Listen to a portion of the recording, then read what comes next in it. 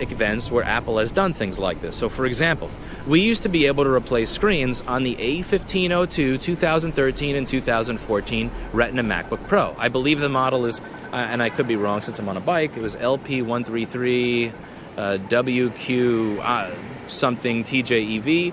We used to be able to replace these screens. Our customers were happy. We were getting 5-star reviews for many years. People were more than happy to pay, and they would work fine. When a new operating system came out, Apple made it so that if the screen did not have a very specific EDID code that was programmed by Apple, even if it was the same model screen, the brightness control would no longer work or function inside the operating system. So this is a case whereby I cannot replace the screen with a screen from that same manufacturer. You know, I'm not going to Sam's Discount Screens. These are screens that came straight from an LG broker that I've used for the past 9 years of being in business, and they just wouldn't work anymore.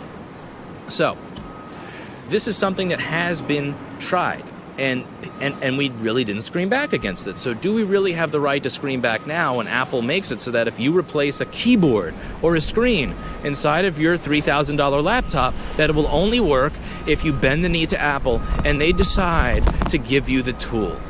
No. We have accepted a lot from Apple. We have accepted that the battery will be glued in. We have accepted that the SSD is going to be soldered onto the board. We have accepted a large amount of nonsense that other brands have not inflicted on us yet. But here is where I think we're going so far that even the average user is going to look at this and say, that's a bit too much for me. Now, some may argue, well, why don't you simply become an Apple authorized service provider so that you can work on their products and get access to this tool? Well, great question.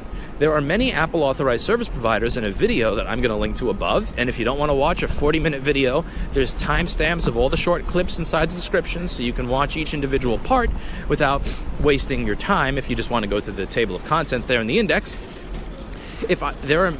Where you can't even replace a headphone jack on an iPhone if you're an Apple authorized service provider.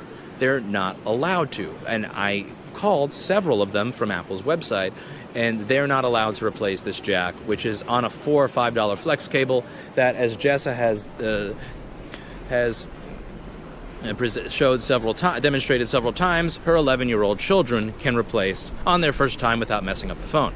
If you want to replace a screen on the phone and Apple did not decide that your Apple authorized service provider location, which you spend $50,000 to $100,000 to set up, gets access to a Horizon machine, you're not even allowed to replace the screen on a phone. You have to then mail that off to Apple and tell your customer that there's going to be a 1 to 2 week turnaround on their screen repair, while simultaneously competing with third-party vendors that will replace their screen in 15 minutes while they wait. There are not a lot of upsides to being an Apple authorized service provider.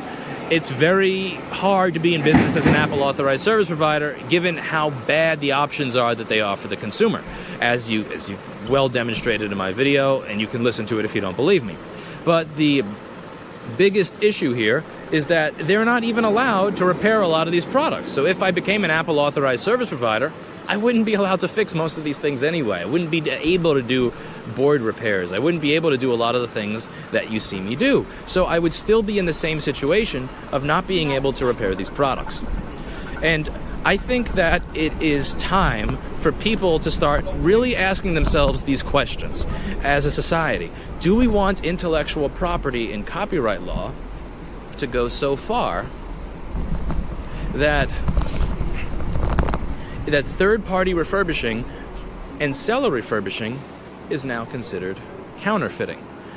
Do we want society to go so far that if you take a screen off of your cousin's MacBook that they bought at the store and put it in your MacBook of the same model, that you will need a special tool from Apple in order to use it again just because Apple said so?